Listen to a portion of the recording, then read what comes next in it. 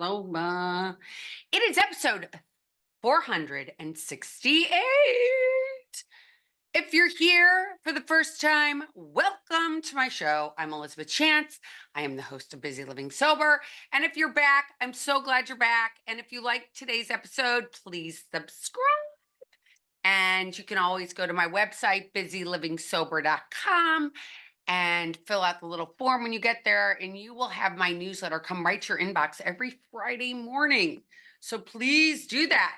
So you guys can tell I'm still adjusting from my back pain, but I'm feeling so much better, so much better. So what is today's topic? Today's topic is getting sober is kind of hard, but what I believe is so important is having a higher power. We're going to talk about that. We're going to talk a little bit about the election, and that's what we're going to talk about today. So I'm going to go back to the sobriety piece really quickly because, as you guys know, a week from today, I will have 18 years, God willing. And it's been an interesting path, right? I've been to many meetings in many different areas, and today I'm kind of not into it. I keep trying to go back to meetings, and I'm like, wait a minute, they're not like what they used to be. I feel like an old timer in some ways when I say that. And but I'm just like, oh my gosh, it's just so different. It's like people are walking up to people in meetings going, oh, you can hire this person to help you get sober, or you can hire this person to help you get sober. And nobody talks about God. And I scream that kind of because I truly believe from the bottom of my heart that I would not be sober today unless I had a relationship with God. Why? Because human beings are fallible, right? They lie, they cheat, they steal. Even ones that you love to death, they might actually let you down. And I've had more people in this, since I've been sober, friends, and I'm doing that in air quotes, that have let me down. And I feel like today I live in a world that's so small because I've been let down. And I don't know if I'm judgmental as much as I'm like, maybe I'm picky and I have beliefs that are really strong. And I don't want to be ashamed of those beliefs. So I stand true to who I am and I stand true to what I believe in. And I stand true to, knowing that I needed a relationship with God to get sober. I know that from day one. I mean, because I know that when I fell to my knees almost 18 years ago, and I said, God, please help me take away this craving for alcohol, I haven't had a drink since then. And I can't say anything else happened, right? I didn't do anything really different besides attend meetings. And luckily, it was in after having over a decade of sobriety that I ran into these whatever people that I've run into in my life that have not were authentic and were not good people. But I didn't drink, and I don't drink over any and all circumstances. And I say that not to be bragging, but to say that I cherish this more than anything, the fact that I'm sober. Because I don't think I'd have the courage to do the things I do today if I didn't have sobriety. Because when I was drinking, I had so much shame. And because I've been sober for 18 years, I've worked through a lot of that shame and I don't have shame today. And I'm so grateful for that. And again, that's after a lot of hard work and working with a lot of fabulous women and some not so fabulous women on my journey that I can say that today.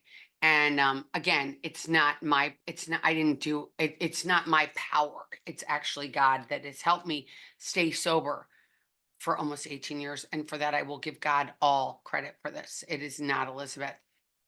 And it's been interesting because this week I've had a couple people that that have reached out to me that aren't in great shape at all due to alcohol. And they're my age in 50s or early 60s.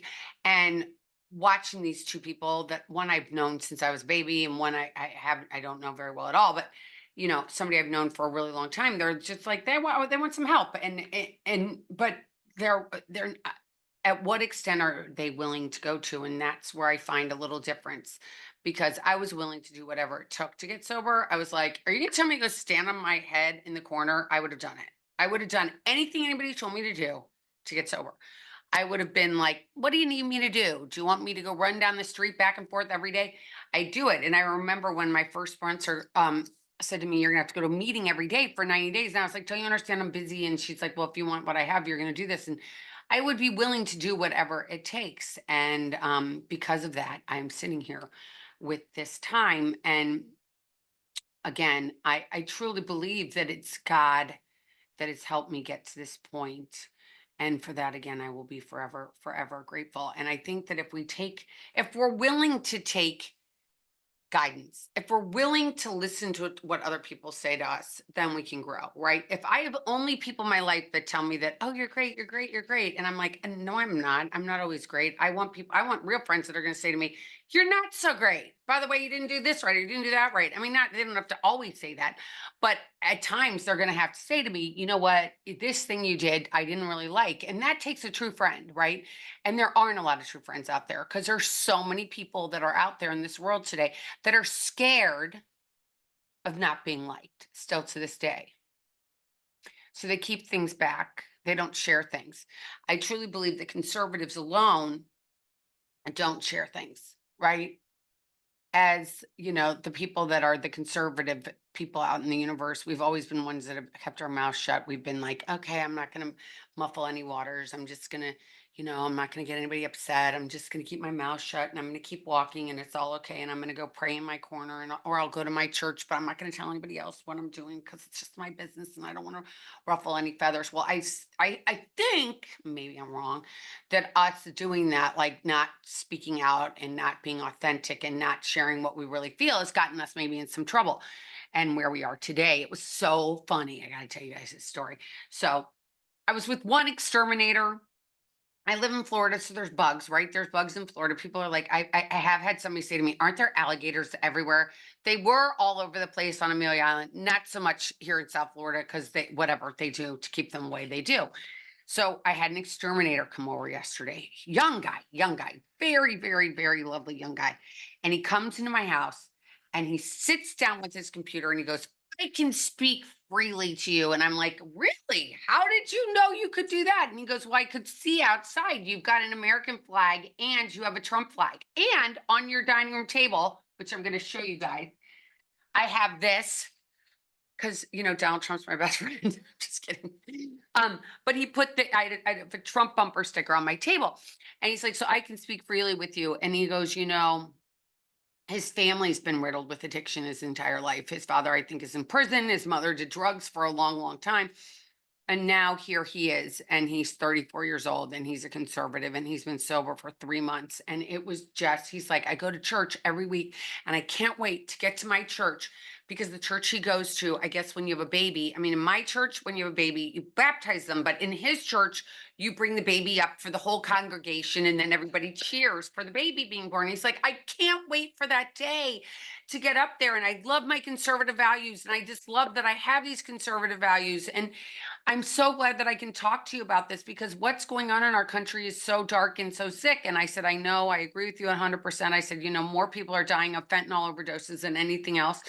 And it's terrible. And he said it is. And he's known lots of friends that have died. And I felt like it was so nice that he could be honest with me and tell me what he was feeling instead of being scared.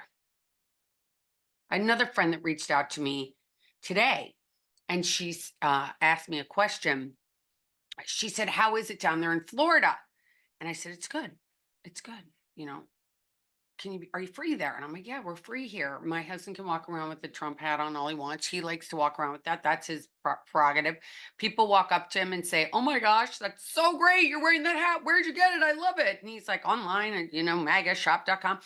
And so he gets it there. And then some other woman I noticed when we were walking and my husband had the hat on, this one woman walked like totally around us in the street, didn't want to be near us, like we had cooties or something. I thought it was kind of funny. We're polarized right now. There's no question. You're either good or bad, or you're on the right side or you're on the bad side, and it's so, if you're God fearing, you're on the bad side. It's so crazy. Can you imagine this? Like in 2024, because you believe in God, and you want, there to be a limit on abortions, right? You just don't think it's great that people can have an abortion. You can kill a baby, right? You can kill a baby up to, whatever time you want to. It doesn't matter. You can do whatever you want. There's no rules. There's no morals. We can do whatever we want that makes us feel good. We can just do whatever we want. Isn't that amazing? It's so crazy. Because when I got sober, there were parameters, there were real parameters 18 years ago. They were like, you're going to do this, you're going to do this, you're going to do this. And if you don't do these things, you're going to probably pick up a drink. And so I took every one of the rules and every one of the guidelines that were suggested to me and I followed them. Don't get into a relationship for a year. Don't make any big changes for a year. See, those were kind of rules, right? If you want to have sobriety, if that is what your goal is, to put down a drink and stay sober, you're going to do these things. That's how life is, right? If you're going to follow, if you want to go to heaven, you're going to follow the 10 commandments, right? But today that doesn't matter. It doesn't matter.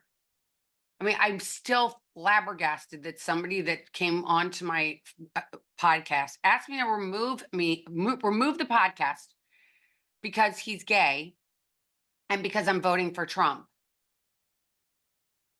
He wanted it off. And I wrote, I wish you all the best. I will remove your podcast. I have no problem doing that. And God bless you. And he wrote me back, I don't believe in God. Can you imagine? I can't imagine. I can't imagine. Like, I'm living in this in the real world. I posted a picture of Kamala Harris and I said I will never vote for her. I'm probably paraphrasing what it said because I don't remember exactly what it said, but I liked it because it's not my person that I'm going to be voting for. And I had a lot of people write, I agree with you. I agree with you. Not for me either. But then I had people that write, oh, you're a terrible person because you're doing this. And, you think Donald Trump's your God. I'm like, you think that I think that Donald Trump's my God? No, my God is in heaven. My God is in heaven. He died and he rose again in accordance with the scriptures. He's seated at the right hand of the Father. And he will come to know the living and the dead. And our kingdom will have no end. And this person wrote that, and I'm like, you don't know me at all. You don't listen to my podcast at all. You just wanted to rant. You just want to just spew your hate onto my page on Facebook.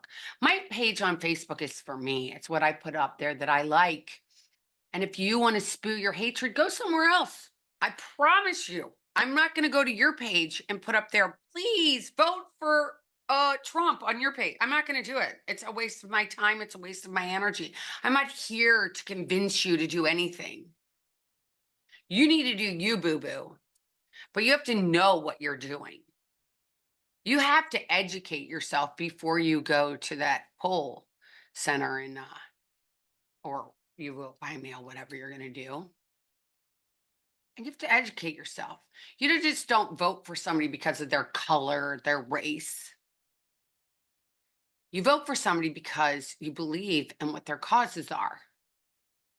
So Kamala Harris has been the vice president for almost 4 years now. And our life is horrible. We're in how many wars? Countless wars. We have Palestinians walking around and say, free Palestine. And these kids all over the place, and they're destroying our cities and yelling in people's faces. And they're actually think it's okay what happened October 7th. What happened in Israel, which I do not believe. I think that you poke the bear and you don't think you're going to get bitten on the way back. I'm sorry, my friends, that you're going to get bitten and you're going to get bitten big time because you walked into people's homes and you killed their children and you stole their children and you stole people's wives and people's loved ones. And you went to a concert where these kids had nothing. They were there to celebrate music and you killed them for no reason. And you say, oh, it's because of something that happened years ago that gave you right? No, carte blanche. I don't think so. I don't think so. So you're going to sit here and you're going to tell me it's okay to free Palestine. I'm going to tell you it's not. It's not. Yes, people are going to die. But when you go and you poke the bear and you cause issues and you do what you did, you're going to get things are going to happen. I mean, do people not think these things through? When we go and elect somebody that we know is a warmonger, when we know somebody that wants to kill babies up until whenever you feel like killing your baby, you can do it. Doesn't matter. You can do whatever you want to do. We're not going to have any rules about it. This gentleman that's now been picked today as her vice president. I'm actually recording this on Tuesday and it goes up Wednesday morning at 6 a.m. I don't get up before that. But did you know he's the one that started calling JD Vance weird? He's the one, that's where this came from. I didn't read. I just read it in the New York Times. I read this before coming on the New York Times. I said, "What are the things to know about this guy?" The VP. I don't even need to say his name because I don't care. Tim, I know is his first name, and he's from the state of Minnesota. But I sit here and I wanted to read about him, and it said he was the one that started calling JD Vance weird. Why is he weird? Because he has a sober mom. Why is he weird? Because he married someone of a different race. Why is he weird? Because he actually was hardworking and came from nothing. He actually walks the walk and talks the talk. He's weird. What is he weird about? I don't know. Is that weird? We don't think it's weird that the Surgeon General is a dude dressed up as a girl. We think that's not weird. We don't think it's weird that Pete Buttigieg, whatever you pronounce his name, walks around like he's breastfeeding his baby with this fake boob on. That's not weird. Men parading around as women isn't weird. The president of the United States right now, if he really is still the president of the United States, his wife, Dr. Jill Biden, thought that what happened at the Olympics, the opening ceremonies of the Olympics in Paris this year was spectacular. She said, spectacular, mocking Christianity. She thought it was a woman that says she's Roman Catholic and goes to church all the time. It was spectacular that you make fun of Christianity. You have many men dressed as women, even with their junk hanging out, and you think that that's spectacular. Fabulous, lady, fabulous. I don't think so. You want to think that what's weird? That's all that stuff I just described is weird. JD Vance is not weird. It's weird that we're just letting all this stuff go on. You know, I mentioned in my newsletter, if you happen to read it or didn't happen to read it, I mentioned that I have so many friends that are wishy-washy. Like, oh, Elizabeth, just let everybody be how they want to be. There is no wrong or right. You just get to do what you want to do. I knew somebody that had a long-term sobriety, and that this person said, I've been sober for years. They've been smoking weed. They've been taking different hallucinogenics, but they're still sober. Okay, when I got sober, you didn't do anything, which I haven't done for almost 18 years. I haven't done any drugs. I haven't done any mind-altering medications. I haven't done any of those things. Has life been easy? No, it has not. No, it has not. My son not talking to me has been probably one of the hardest things I've ever gone through my entire life. And no matter what, I don't drink. It's painful. I have to feel the pain. I have all different feelings that come from it all the time. But I pray to God that things will change. And I hope soon. But I can't sit here and wallow and cry and be upset about it forever. I've talked about it. I've moved forward, but I don't drink over any and all circumstances. I don't pick up mind-altering substances. And I have feelings, and feelings change. Feelings aren't facts. I don't pick up a drink. But to say you're still sober while you're doing all these things, like these gummy things, like it's okay to take a gummy or smoke some weed or whatever. Have I thought that that would be cool? Of course I have. Have I thought, oh my gosh, wouldn't it be nice one day just to make, I mean, I didn't really like smoking weed ever, ever, ever, ever. I always felt like the Michelin woman, I guess I'd say, instead of the Michelin man, but I felt like I was a Michelin man because there were no Michelin women or whatever they are, what they're called today, probably not a Michelin man. But the Michelin man from the tire company when I was a kid in the 80s was like this big guy, big white guy, and he had a blue cap on. And I felt like when I was smoking weed that I was like that. I was like the Michelin man. I felt really just bloated and gross and disgusting, and the self-loathing came on. So I just really, I mean, I guess the thought of it sometimes, because everybody's like doing it now. Like people are like, are you having an edible? Did you had an edible? And no, haven't had an edible. Nope. Nope. In 18 years, I haven't had an edible. So that's the thing. It's like everything's being able to be blurred now. You can change anything to be whatever you want it to be. But is that really how you live a happy life? Is by just constantly satisfying yourself? It's all about you. It's all about you. Can you imagine as a mom out there, if you're listening to me as a mom, if you decide one day, you know what, I'm not going to make dinner today. I've got all these little kids. I'm not going to feed them. Just because I don't feel like it. I'm going to do what I want to do. I'm going to go to the spa. I'm going to go out for dinner with my friends. I'm just going to leave my kids here and just let them starve. I don't think so. You would never do that, right? If you're of same mind, you would never do that. We make choices in life, and they're not all easy. And sometimes it's hard, and sometimes we don't get our way. And no one, my mother used to tell me this all the time. I'd be like, I remember being little, stomping my feet as a little kid and going, "Oh my gosh, mom, this isn't fair. This isn't fair." And my mom looked at me when I was a little kid and she said, "You know what, Elizabeth? This world is not fair. Get over it." And I don't know when, maybe was it with social media? I don't know. I don't know what the culprit is of why, why we all think that life's supposed to be fair. And when did we decide that it was okay to put God in the corner and make fun of him and mock him? When was that made okay? When did we? And I think with the Olympics, it's been really tough, I have to say, because, so many athletes have worked their entire lives. And I know there's probably a lot of Christians. I've never gone and done any research on this, by the way, but I would imagine a lot of these athletes are Christian or whatever faith they believe. I know a lot of them probably have a relationship with God or their higher power. And to think that because this Olympic committee decided it was okay to mock Christianity means that we can't watch and celebrate these athletes.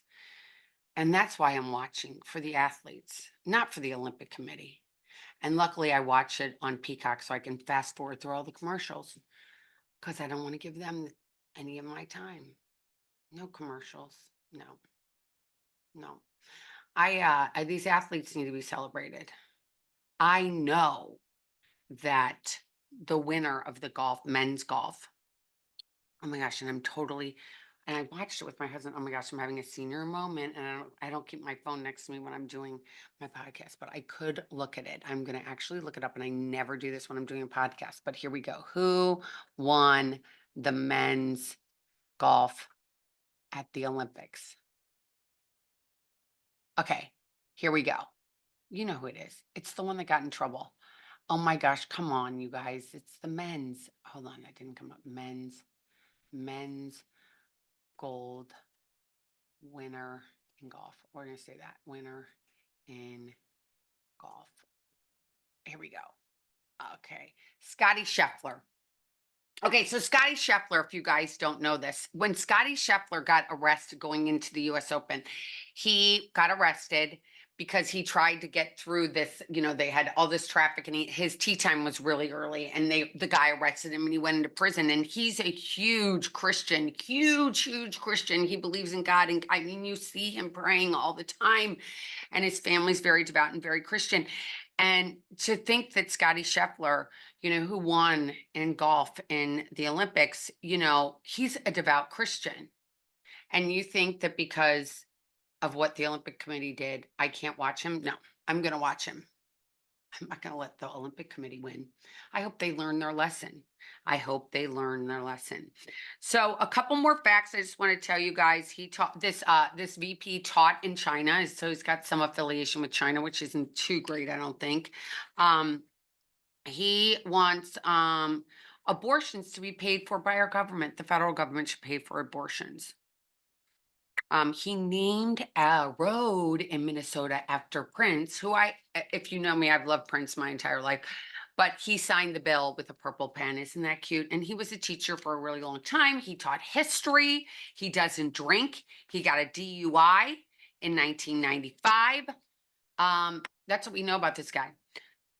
That's what we know about him. And we also know he's more radical than, well, at least Ben Shapiro said this morning when I listened to him right after this was announced. He said he's more radical than Bernie Sanders. So that's pretty crazy. I mean, what are we looking at, you guys? I mean, I'm seeing it right in front of I see it.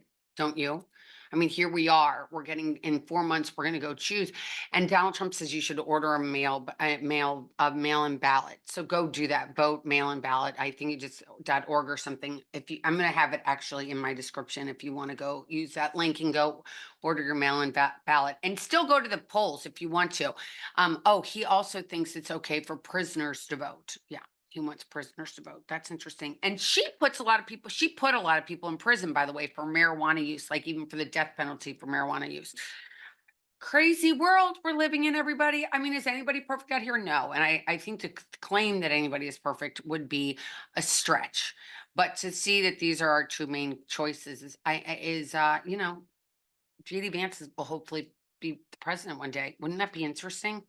Somebody who grew up literally on welfare with his mom, his grandmom raising him. His mom is a drug addict who's now almost sober 10 years, but congratulations to her. Um, it's pretty amazing. It's pretty amazing. People don't think there's a God. Look at that. He was raised by a Christian woman who swore like a sailor and but had the ability to raise a grandson that is actually the vice president nominee in the United States, and I think that's pretty incredible to think that you still. I mean, this is the America I grew up with, right? You can still have dreams and aspirations to do things in the world that you never thought could be possible. But he put in his hard work and he got to where he is, and dreams do still come true. And we can't forget that. Like, we haven't, nothing's all been taken away. Yeah, there's a lot of noise right now. It's time to get quiet. Remember that God is the only one that matters.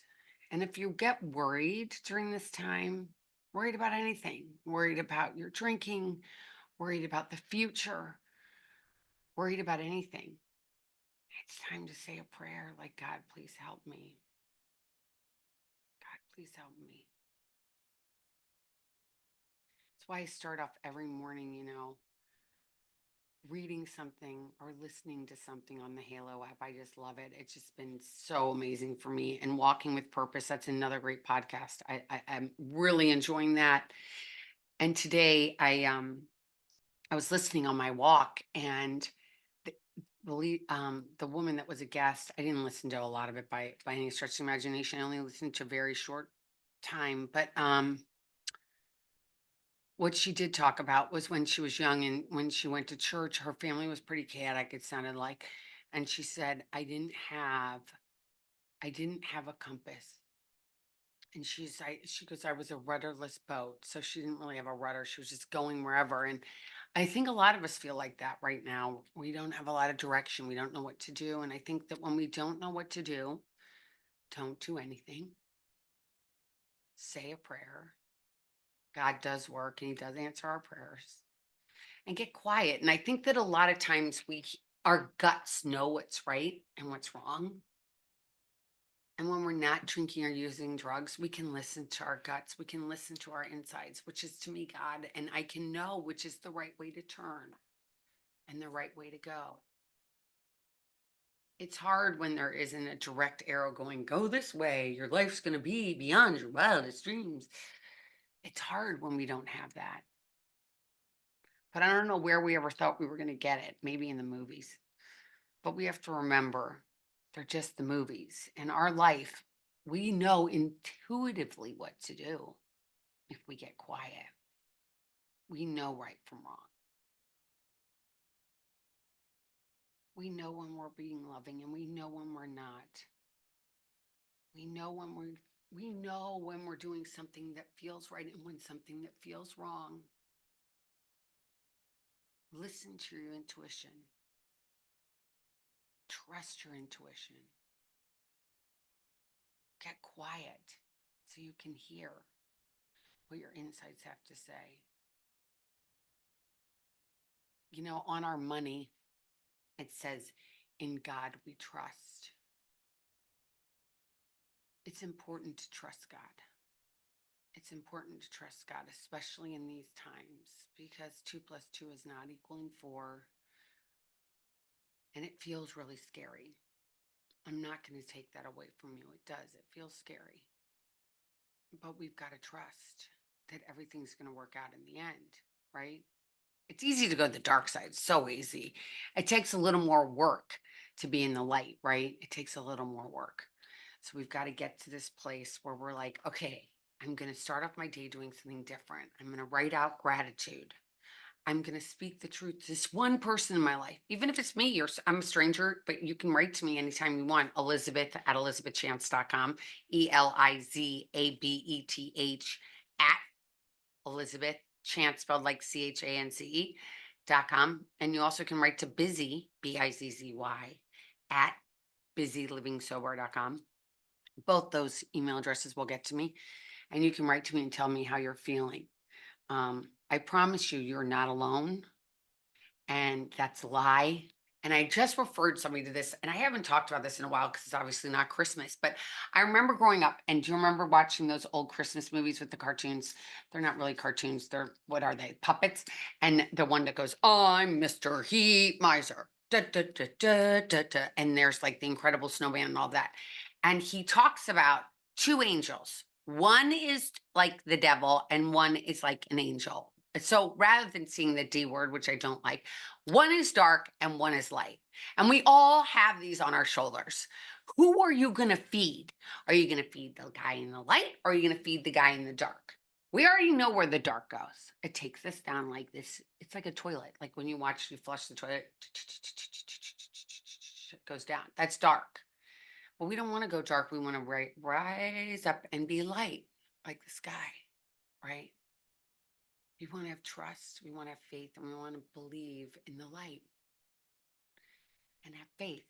This piece of paper I found somewhere, I'm not going to name where I got it, but it says, I recommend a sprinkle of fairy dust. I recommend a sprinkle of fairy dust. I recommend you feeding the light and not feeding the dark. Having hope today. Please have hope today.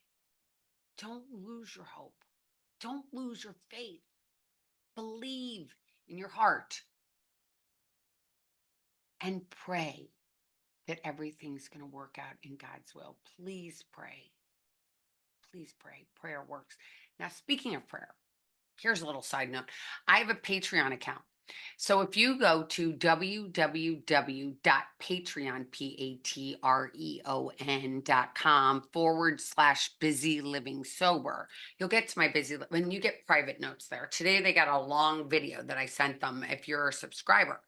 And so in this video, I told them that we're going to be doing a Bible study. If you're interested in doing a Bible study with me and a couple of my friends, go to my Patreon, subscribe as little as $5 a month. It's going to give you all the information that we're going to use, and we're going to meet on there. And we are going to do this starting in September when school starts. I was going to start this summer. It got too crazy. So we're going to do it this summer. This September. And please go to Patreon. And if you want to do this Bible study with us and you want to sign up, it'll be fun. Please do that. And subscribe to my stuff. You are not alone.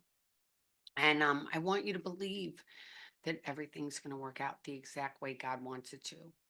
And we got to trust in that. We got to trust in that. And if you have the ability to talk to your friends and neighbors about what you feel, it'd be really courageous of you to believe and trust the outcome. That it's all going to work out. And if you lose some friends, it's okay. It's okay. I promise you, it's okay.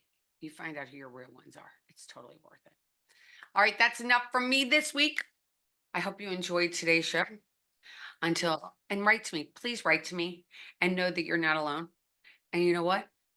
Keep getting busy, living sober. Even if you're not sober, keep getting busy, okay? Keep getting busy. Keep getting happy. I think it's important to be busy living sober because let me tell you, in this world, you don't want to be drunk because let me tell you, it's kind of a scary place. Okay, everybody, until next time, I'll talk to you on Monday. I got a guest coming on Monday, and it's not my husband. All right, until next time, take care, everybody.